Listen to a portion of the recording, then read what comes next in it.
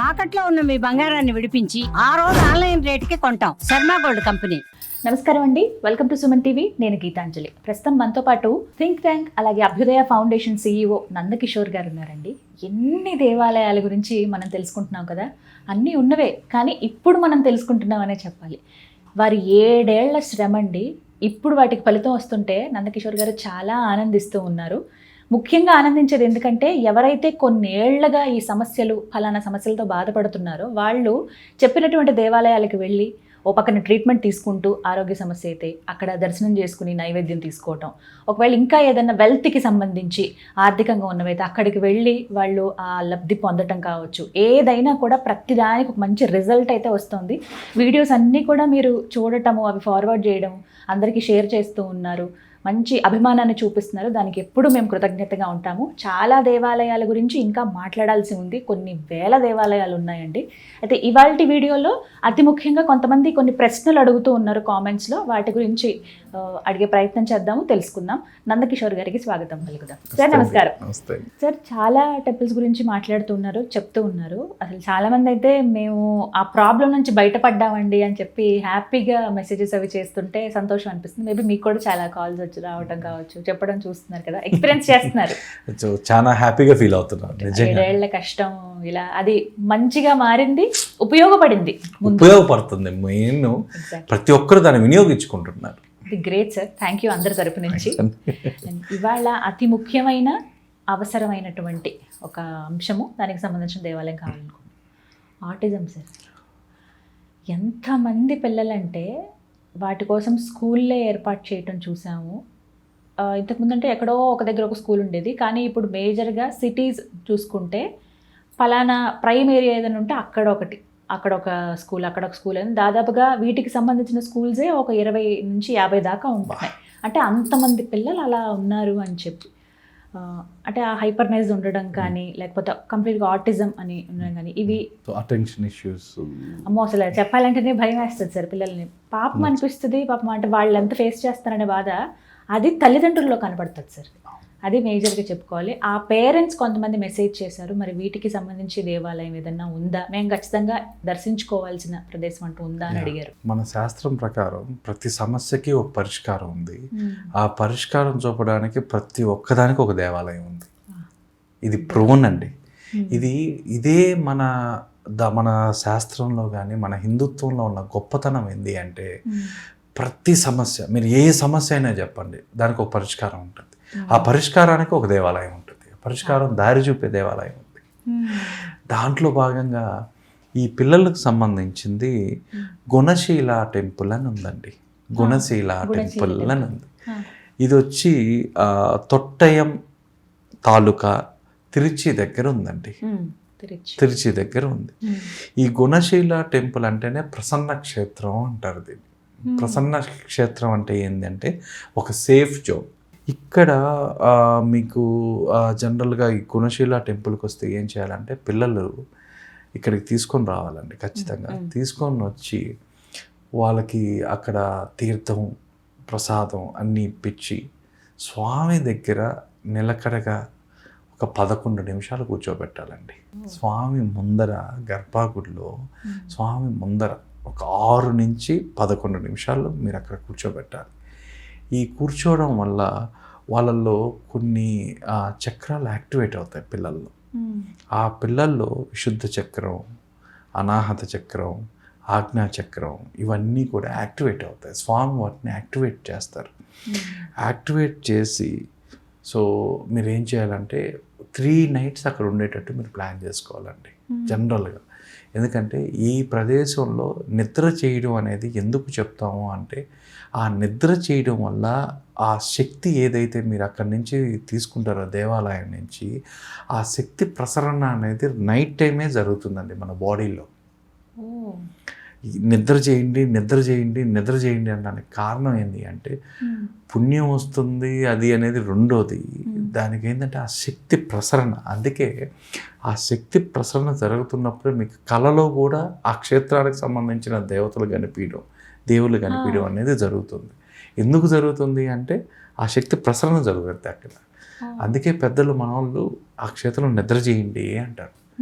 ఆ జరగడం వల్ల మీకు ప్యూరిఫికేషన్స్, యాక్టివేషన్స్ జరుగుతాయి. సో ఈ దేవాలయానికి మీరు గురువారం వెళ్ళడం అనేది విశేషం అండి. సో గురువారం నుంచి ఒక 3 రోజులు ప్లాన్ చేస్తే 3 రాత్రులు దేవాలయం దగ్గరలో ఎక్కడైనా మీరు లాడ్జీలో ఎక్కడైనా కూడా మీరు ఉండొచ్చు. కానీ ఆ నిద్ర చేయడం అనేది ఇంపార్టెంట్. రెండోది వచ్చేసరికి ఫస్ట్ రోజు మీరు టెంపుల్లోకి వెళ్ళంగానే అర్చన చేయించాలి. ఆ తర్వాత సంకల్పం చేయించాలి. సంకల్పం చాలా ఇంపార్టెంట్ అండి.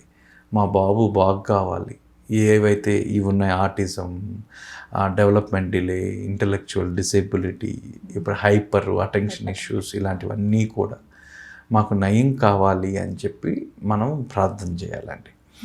సో ఆ తర్వాత ఆ పిల్లవాడి దగ్గర 3 ప్రదక్షిణలు చేయించాలి. 3 ప్రదక్షిణలు. సో ఆ పిల్లవాడు చేయలేకపోతే వాళ్ళని ఎత్తుకొనైనా పేరెంట్స్ చేయొచ్చు. సో ఆ తర్వాత వీటిలన్నిటికల్లా మీకు ఛాలెంజింగ్ ఏంటి అంటే ఆ ఆలయ ప్రాంగణంలో, అంటే నేను ఇంతకుముందు గర్భగుడి అని చెప్పాను, ఒకవేళ గర్భగుడి కానీ మీరు అనుమతించకపోతే ఆలయ ప్రాంగణంలో 10 నిమిషాలు అతన్ని ఆ బాలుని కదలనీయకుండా కూర్చోబెట్టాలి మీరు. అది పరిహారం. అదే పరిహారం. మీరు అక్కడ 10 నిమిషాలు అటు ఇటు కదలకుండా కూర్చోబెట్టగలిగితే చాలు.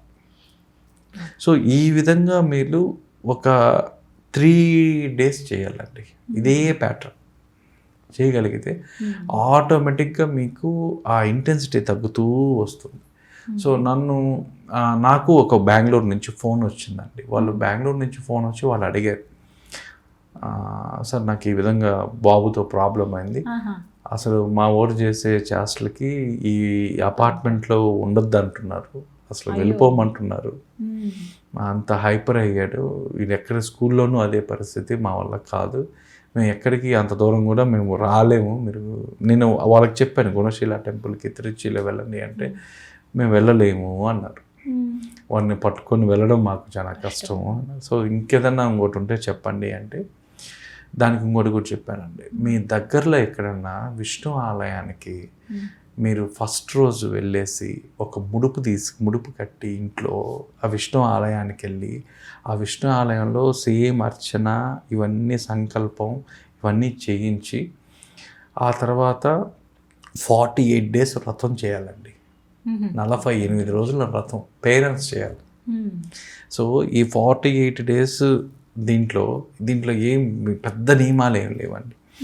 డైలీ ఇంట్లో మార్నింగ్ ఒక 10-15 నిమిషాల టైము కేటాయించి పూజ రూమ్లో దీపం వెలిగించి తులసి సమర్పించి ఆ తర్వాత ఓం నమో నారాయణ అనే మంత్రాన్ని చెప్పించి మీకు వీలైతే, మీకు అవకాశం ఉంటే, టైం ఉంటే ఆ విష్ణు సహస్రనామం మీరు కానీ వినగలిగితే, అంటే మీరు చదవలేకపోయినా వినగలిగితే, ఈ విధంగా 48 రోజులు రోజు పొద్దున సాయంత్రం అవకాశం ఉంటే 2 పూట్ల, అవకాశం లేకపోతే కనీసం 1 పూటైనా 48th day 48వ రోజు మీరు మళ్ళీ ఆ విష్ణు దేవాలయానికి వెళ్ళి ఆయన దర్శనం చేసుకొని అర్చన చేసుకొని, సో ఈ ముడుపు అనేది అక్కడ ఇవ్వగానే ఈ 48 daysలోనే మీకు ఇంప్రూవ్మెంట్ అనేది మీ కళ్ళతో మీరు చూస్తారండి.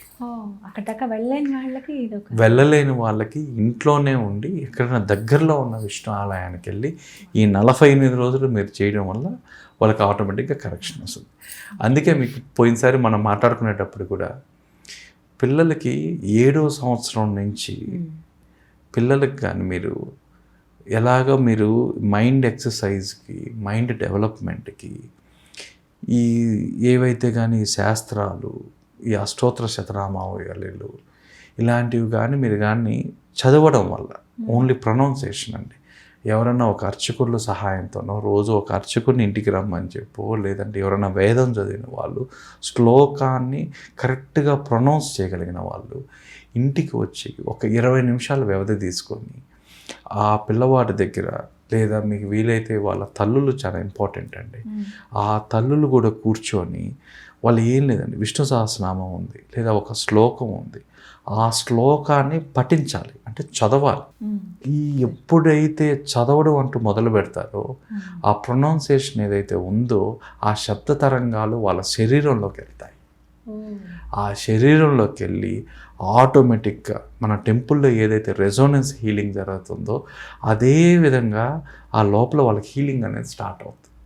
ఎప్పుడైతే హీలింగ్ స్టార్ట్ అవుతుందో ఇలాంటి ఆర్టిజము ఇలాంటివన్నీ కూడా ఆటోమేటిక్గా బ్యాలెన్స్ అవుతాయి. అంటే బ్యాలెన్స్ అంటే పూర్తిగా నివారణ అవుతాయి. సో మనకి వాళ్ళు ఏం దాని అర్థాలు తెలుసుకొని వాళ్ళు ఏం కావాలేదండి, ప్రవచనకర్తలు కావాలేదు, ఇంకోటి కావాలేదు. ఆ చదవడం అనేది ఇంపార్టెంట్. ఆ 20 నిమిషాలు వాళ్ళ పఠనం అనేది ఇంపార్టెంట్. ఆ ఉచ్చరించడం వల్ల, ఆ ప్రొనౌన్సియేషన్ వల్ల ఆ శబ్ద తరంగాలు లోపలికి వెళ్తాయి. ఇదే మీరు 20వ సంవత్సరం దాకా మీరు కంటిన్యూ చేయగలిగితే నిజంగా ఎవరు అసలు వాళ్ళ లైఫ్లో వాళ్ళు ఎదురయ్యే సిచ్యువేషన్ ఏదైనా సరే ఆ సొంత విల్ పవర్తో వాళ్ళు ఎదుర్కొంటారండి. బట్ ఇదైతే నిజం సార్. తల్లిదండ్రులు ఏమైనా చేసిన అంటే సంకల్పం తీసుకుని పిల్లల గురించి ఇలా అని అంటే అసలు ఆ వైబ్రేషన్ అది ఏంటో ఆ ఎనర్జీ నాకు ఇప్పటికీ తెలియదు సార్. నేను ఎక్స్పీరియన్స్ చేశాను. పిల్లల్లో మార్పు చూస్తాం డెఫినెట్గా మనం. అసలు నిజంగా అది దైవ సృష్టి. సో వాళ్ళకి నిజంగా ఈ విధంగా చేయడం వల్ల అదొక సుదర్శన చక్రంలా వాళ్ళ జీవితాంతం అతను కాపాడుతుంది. కనీసం 7వ సంవత్సరం నుంచి ఒకవేళ వీలు కాదు మరీ చిన్న వాళ్ళంటే 13వ సంవత్సరంలో స్టార్ట్ చేయండి. ఎక్కడో దగ్గర ఏదో ఒక పాయింట్లో స్టార్ట్ చేయించండి. సో మీరు ఎలా ఫిజికల్గా అన్నీ చేయిస్తారు, ఎక్సర్సైజులు ఇవన్నీ డ్యాన్స్లు ఇవన్నీ చేయిస్తారో మెంటల్ దీనికి ఖచ్చితంగా మైండ్ పవర్ పెంచాలండి. పెంచినప్పుడే రేపు వాళ్ళ కాంపిటేటివ్ ఎగ్జామ్స్లోనూ వాళ్ళ లైఫ్లో ఎదురయ్యే సిచ్యువేషన్స్ని ఏదైనా వాళ్ళు హ్యాండిల్ చేసుకోగలరు. Correct sir. సో మీరు ఆర్టిజం గురించి అడిగారు కాబట్టి నా రిక్వెస్ట్ ఏంటంటే పేరెంట్స్ అందరూ కూడా వాళ్ళు ఒక 20 నిమిషాలండి ఇంటికి ట్యూషన్ టీచర్ని ఎలా పిలిపించి మనం సబ్జెక్ట్స్ చెప్పిస్తాం అకాడమిక్గా, ఈ వీటికి కూడా ఈ మంత్రాలు శ్లోకాలు చదవడానికి ఎవరన్నా ఒక ప్రొఫెషనల్స్ని లేదా పండితుల్ని అర్చకుల్ని తీసుకొని వచ్చి ఒక 20 నిమిషాల టైం ఖచ్చితంగా మీరు కూడా కూర్చున్నారంటే దానివల్ల మీకు కూడా ఉపయోగం. కనీసం వీక్లీ వన్స్ అన్న కనీసం అంటే అకాడమిక్స్లో వాళ్ళు టోటల్గా బిజీ అయిపోయి మాకు టైం లేదు స్కూల్ ఇవన్నా కనీసం వీక్లీ వన్స్ ఆర్ ట్వైస్ అన్నా ఇవి చేయడం వల్ల ఆ హీలింగ్ జరుగుతూ ఉంటుందండి. ఆ హీలింగ్ ఎప్పుడైతే స్టార్ట్ అవుతుందో మీకు డైలీ దాన్ని యాక్టివేట్ చేయడం వల్ల ఏమవుతుందండి, అది లైవ్లో ఉంటుంది. ఆ ఎనర్జీ లైవ్లో ఉంటుంది. ఎనర్జీ లైవ్లో ఉండడం వల్ల ఇలాంటివి ఏవి కూడా మీకు బయటికి రావు. కానీ మంచి మాట సార్. అంటే ట్యూషన్ టీచర్స్ని వాళ్ళని పిలిచి ఇంకా ఎక్స్ట్రా కరికులర్ యాక్టివిటీస్ డ్రాయింగ్ అని ఇలా కళలకి సంబంధించి నేర్పిస్తాము. వేద పండితుల్ని పిలిచి చక్కగా విష్ణు సహస్రనామం నేర్పిస్తారు. ఎంత బాగుంటుంది. శ్లోకాలు అన్నీ నేర్పి వాటి అర్థాలు పర్లేదండి, వాళ్ళు దాన్ని చదవడానికి చాలు. మంచి ఆలోచన. ఇది మాకు ఒక ఏమంటారు మంచి ఇన్ఫర్మేషన్ ఇది. ఇది అంటే చాలా మంచి సూచన పేరెంట్స్కి మరి ముఖ్యంగా.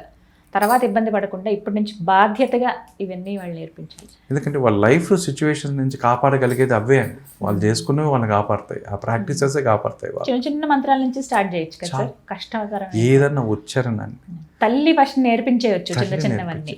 తర్వాత ఎందుకంటే వాళ్ళని ఎందుకు అన్నానంటే ఆ శబ్ద తరంగాలు ప్రొనౌన్సియేషన్ చాలా ఇంపార్టెంట్ అండి. కాబట్టి వాళ్ళైతే చాలా వాళ్ళు నేర్చుకొని ఉంటారు, ట్రైన్డ్. కాబట్టి వీళ్ళకి నేర్పించడం కూడా అదే ట్రైనింగ్తో నేర్పిస్తారు. అంటే ముందు పలకటానికి వస్తే ఇవే అండి. నేను ఎప్పుడైనా టౌన్స్లో సిటీస్లో చూసేటప్పుడు అసలు పల్లెటూర్లకు నాకు ఎందుకు అంత ఇష్టం అంటే విలేజెస్లో చూడండి అర్చకులు ఎవరైతే ఉంటారో అర్చకులు ఇప్పటికి ఇంకా జరుగుతుందండి లైవ్లో. శనివారాలు ఆదివారాలు ఖాళీగా ఉండేటప్పుడు లేదా సాయంత్రం పూట ఎక్కడన్నా పిల్లలందరూ చుట్టుపక్కల పిల్లల్ని వాళ్ళ ఇంటికి పిలిపించుకుంటారు. వాళ్ళ ఇంటికి పిలిపించుకొని ఒరే శ్లోకాలు ఇది చదవంటారా, ఆ పెద్ద బాల శిక్ష ఏదైతే మనకి ఇంత మునుపు పెద్ద బాల శిక్ష ఏదైతే ఉందో ఆ శ్లోకాలు చదవంటారా అనేవాళ్ళు. మనకేందంటే ఆ శ్లోకాలు కొంతమంది దాదాపు ఒక 20 మంది పిల్లల్లో 10 మంది అట్రాక్ట్ అయ్యేవాళ్ళు. మీకు అదే ఎక్కడైనా చూడండి కోచింగ్ సెంటర్స్ వస్తాయి, అన్నీ వస్తాయండి. ఇక్కడ మేము పలానా దగ్గర శ్లోకాలు చెప్పబడును, ఇక్కడ మేము ఇలాంటిది. నిజంగా ఈ వ్యవస్థ రావాలండి మనకి. ఈ వ్యవస్థ ఎప్పుడైతే వస్తుందో వయోపరిమితితో సంబంధం లేకుండా పోనీ ఎవరన్నా వర్కింగ్ ఉమెన్ వర్కింగ్ మెన్ ఉంటే సండేస్ ఏదన్నా ఒక సెంటర్స్ కోచింగ్ సెంటర్స్ పెట్టండి. ఇంగ్లీషు స్పోకెన్ ఇంగ్లీష్కి పెడతారు, కంప్యూటర్స్కి పెడతారు. వీటికి శ్లోకాలు నేర్పించడానికి వీటికి ఒక కోచింగ్ సెంటర్ పెడితే ఆ కోచింగ్ సెంటర్ పిల్లలు వెళ్తే వాళ్ళకి ఒకటి అలవాటు అవుద్ది. మేము పలానా దగ్గర పోయి పలానా నేర్చుకుంటున్నాం. ఈ వ్యవస్థ మా నెక్స్ట్ మిషన్లో మాకు ఉండేది ఇదే అండి. ఈ వ్యవస్థను డెవలప్ చేయాలి. ప్రతి ఒక్క దగ్గర ఒక టౌన్స్లో అన్న కనీసం 1-2 కోచింగ్ సెంటర్స్, 1-2 కోచింగ్ సెంటర్స్. అంటే ప్యూర్గా వేద పాఠశాలే మనకు అవసరం లేదండి. ఈ అర్చకులు ఎవరైతే ఉన్నారో వాళ్ళందరూ కలిసి ఒక శనివారం ఆదివారం, సో అదే మన సిటీస్కి వచ్చేసరికి వాళ్ళకన్నీ హెడ్ టు హోమ్ కాబట్టి ఒక్కరోజు వాళ్ళ టైం కేటాయిస్తే ఆ విల్లాలో అక్కడికి వాళ్ళు ఆ పౌరోహితులు అక్కడికి వెళ్ళి వాళ్ళకి ఒక అరగంట ట్రైనింగ్ ఇచ్చి, వీక్ డేస్ అయితే ఒక 1 hour సెషన్ తీసుకొని ఆ 1 hour ఏం లేదండి, వీటిని ట్రైన్ చేయడమే ఆ శ్లోకాలు వచ్చేదాకా. వాళ్ళు సర్టెన్ ఏజ్కి వచ్చేసరికి వాళ్ళ నోటుకు వచ్చేస్తాయండి. ఆ చిన్న పిల్లలుగా ఉండేటప్పుడు ఆ ప్యూర్గా ఉంటారు కాబట్టి ఆ ప్యూరిటీ ఉంటుంది కాబట్టి వాళ్ళు గ్రహించడం కూడా చాలా స్పీడ్గా గ్రహిస్తారు. చెడైనా అదే గ్రహిస్తారు, మంచి అయినా అదే గ్రహిస్తారు. సో అది ఇచ్చే వాళ్ళ బాధ్యత మంది. ఇవ్వడమే మంచిది ఇచ్చామనుకోండి, సో అది వాళ్ళు పర్మనెంట్గా ఉండిపోద్ది వాళ్ళు. సో మీకు దీనివల్ల కేవలం ఈ రెసోనెన్స్ హీలింగ్ వల్ల అండి, కేవలం ఇలాంటి టైప్ ఆఫ్ డిసీజెసే కాదు, వాడి మైండ్ పవర్ పెరిగద్ది, వాడు కాంపిటేటివ్ ఎగ్జామ్స్లో మెరిటియస్గా ఉంటాడు, మీరు స్పోర్ట్స్ ఎత్తుకున్న మెరిటియస్గా ఉంటాడు, దేంట్లో అయినా వాడి విల్ పవర్ ఉంటుంది. ఇదే చేసుకుంటే మీకు ఈజీగా కాంపిటేటివ్ ఎగ్జామ్స్లో కూడా సక్సెస్ అవుతారు మీరు ఇక్కడి నుంచి ఫౌండేషన్ కానీ వేసుకుంటే. సో 7 సంవత్సరాలు కాకపోయినా కనీసం 14 సంవత్సరాలు చేయండి, ఇంటర్లో అన్నా చేయించండి. సో సెలవుల్లో ఇలాంటి ఇన్స్టిట్యూట్స్కి పంపించండి. ఒక 1 week 10 days మీరు గొప్పగా మా అబ్బాయి విష్ణు సహస్రనామం పుస్తకం లేకుండా చదువుతాడు, లలిత సహస్రనామం చదవలే మాకు అసలు చూడకుండా చెప్తాడు అంటే అది వాడు గొప్పగా ఫీల్ అయ్యేటట్టు ఎవరు చేయాలి అంటే పేరెంట్స్ చేయాలి. కరెక్ట్ మాట అన్నారు. వాళ్ళదే రెస్పాన్సిబిలిటీ, వాళ్ళ బాధ్యత. వాళ్ళకి మీరు నిజంగా కోట్లు సంపాదించే ఆస్తుల కన్నా ఇవి నిజమైన ఆస్తులు వాళ్ళకి. అది మనం ఉన్నా లేకపోయినా ఈ ఆస్తి వాళ్ళకి ఇచ్చే ఆస్తి ఎలాంటిదంటే మనం ఉన్నా లేకపోయినా వాళ్ళని కాపాడేది ఇదే అండి. సో ప్రతి ఒక్కరు దీనిపైన ఒకసారి ఆలోచించి చేయడం అనేది మేము కోరుకుంటున్నాం. Thank you so much sir, మంచి ఇన్ఫర్మేషన్ అందించారు. థ్యాంక్ యూ, నమస్కారం.